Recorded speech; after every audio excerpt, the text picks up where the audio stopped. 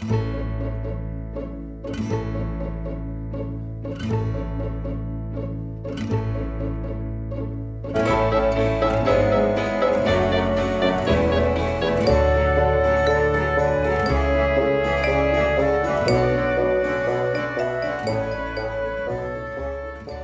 everyone, it's 24th of August and I've come down to the plot. Not been down for 2 weeks.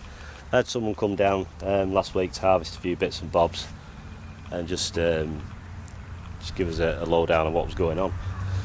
Obviously because I wasn't around, I was on holiday. Been some damage by the winds, that's all been kind of sorted out, temporary. I'll have to look into it a bit more when I've had a chance to look around myself. So we'll have a quick look around and see what's what before I get on with anything. Right, we'll start over here with the raspberries. Obviously these took a bit of a battering in the winds moving about, so a lot of the raspberries were like bashed about, but I've still got plenty of raspberries I can harvest today.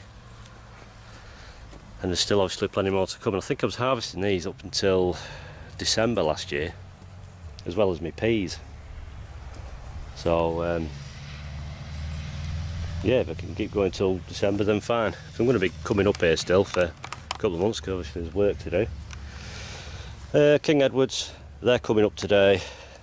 So are these King Edwards here, they're all coming up. I think there's 9 plants here and 10 in that one, I think. This polka cane, primer cane, it was the one remaining survivor from last year. So I leaned the main stem over, buried it, and it's rooted, so I can cut sections of that off, and I should be able to put them in pots and try and give a bit of TLC and get them going, and then maybe manage to get 5 or 6 canes out of it. Same with the summer ones. I think there's 3, maybe 4 sprouting down there. I might try and pull them out and try and do something with them yet. There's no rush today for them. That's where I dumped a load of greens last time. They're all rotting down. I just couldn't be bothered emptying out my compost bin to put them in, so they can just rot down there. I know you're not supposed to do things like that, but it's having your weather on your side, I suppose. I need to clear this bulb bed out now and cut everything off. It's all finished, and weed it, because that's just like normal soil. That it's full of weeds, and I hate weeding. Asparagus, obviously it's been bashed about and toppled a bit, but it's got good foliage on it. Well, as far as I'm aware, that's some of it's well, there's one over the back there. It's taller than me. That's over 6 foot. But most of it's probably about 4 or 5 foot high, so it's plenty of foliage. I should imagine it'll start dying back soon, so I can cut it off, and then I'll mulch around it with either leaves and manure and things like that to feed it up for next year, top the bed up. Pumpkin looks like it's slowed right down, so I might take the end off the plant now and see how it goes with that. Obviously, because I don't want it to keep growing out and out and out. I can just lock that there, and if it sends out a side shoot, I can root that in. So, I'm not, brilliant at growing pumpkins. I've only done it once before, so it's just luck I managed to get a fair decent one. I can't remember what size exactly and how much it weighed. I don't think I even bothered weighing it. I know it was pretty big, not humongous. I've got another one that's set here. I've not covered it over, so they might set in the sun and stop growing as long as they don't split.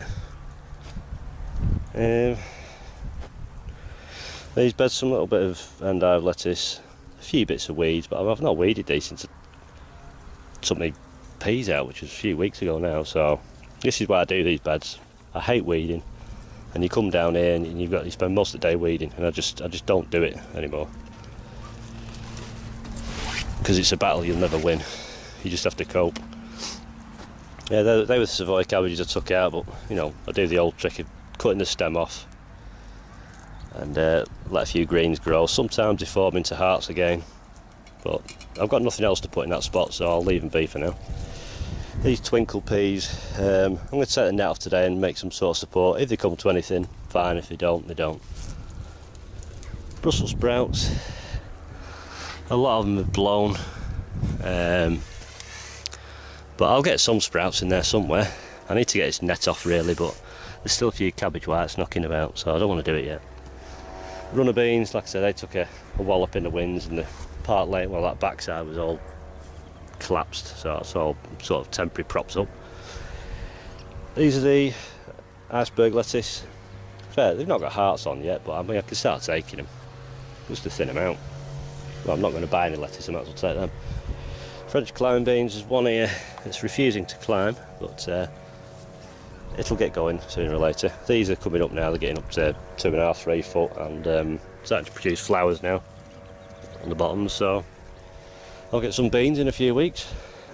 I actually prefer the French climbing beans to eat than the runner beans, to be honest. Sunflowers, these are taken her out batter. I think one of them's absolutely snapped off. So these were just shoved in. You know, flowers on them. So I'm not really a flower kind of guy, but the bees are doing the bit. They're liking them, so be it. Let them have them. These brassicas here, the purple sprouting and the cauliflower and the typhoon broccoli, they all got walloped by the wind, laying down a bit, and then they've stood upright. So I'm not going to stake them actually. I'm just going to earth around the stem if I get a chance today. It's just having time to do everything now. It's getting a bit much. The come on, Paris Island costlace as usual, reliable as anything. I don't actually know anyone who actually grows these apart from me, to be honest. So if any of you grow Paris Island cos, I'd like to know what you actually think of it, because I think it's very, very trouble free, and it stands well and it winters well.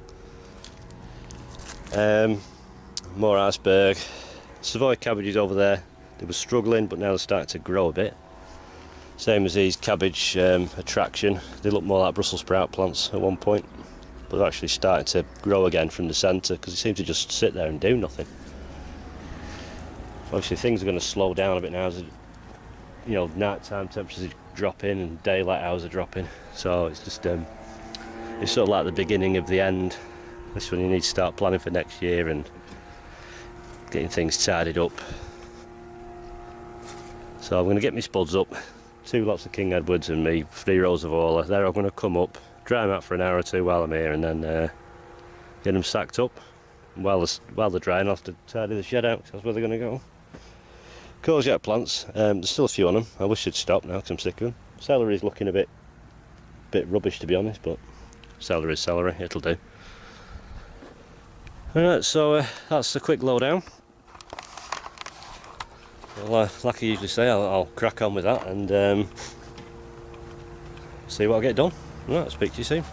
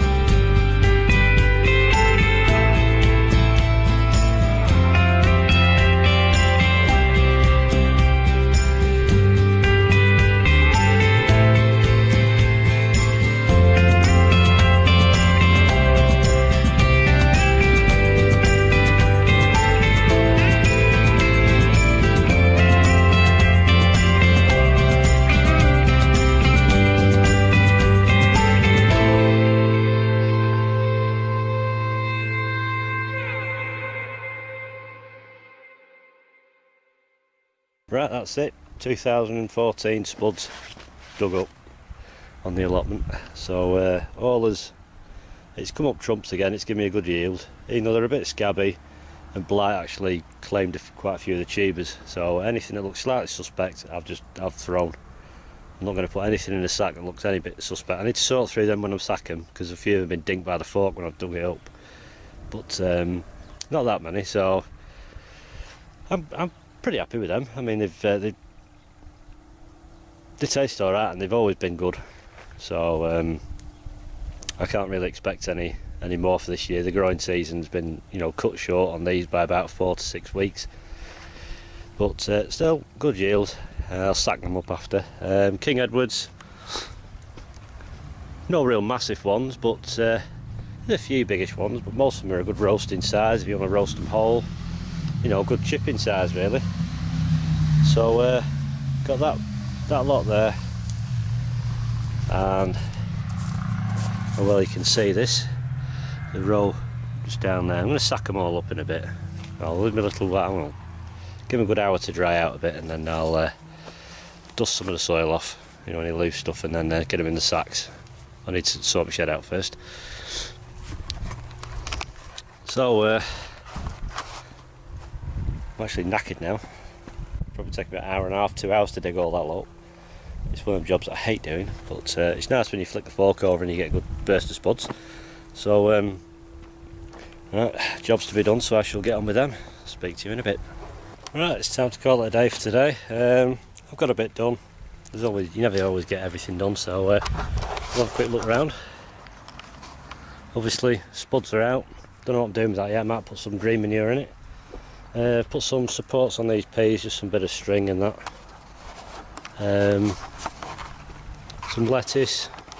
Taking a couple of lettuce. Taking some celery. What else have we done? Picked some runner beans. Hope they've finished now. I'm getting a bit fed up with them. Picked some raspberries. Obviously them King Edwards are out now. Taking the heads off these strawberries, just to let a bit of air to them so they don't start rotting. That's about it really. I'm taking that off my blueberries. Harvested some sage and rosemary. Had a bit of a weed here and there around my asparagus and that. Right, spud wise, well, you can see because I'm in the shed now, I'm running out of power. So I've got 6 sacks here, which is about £30 in each sack, so that's about £180. A couple of punnets of raspberries, celery, runner beans, sage, rosemary, lettuce. Right, my battery's going to go. Right, so take care, and thanks for watching, and I'll see you in the next video. See you now, bye.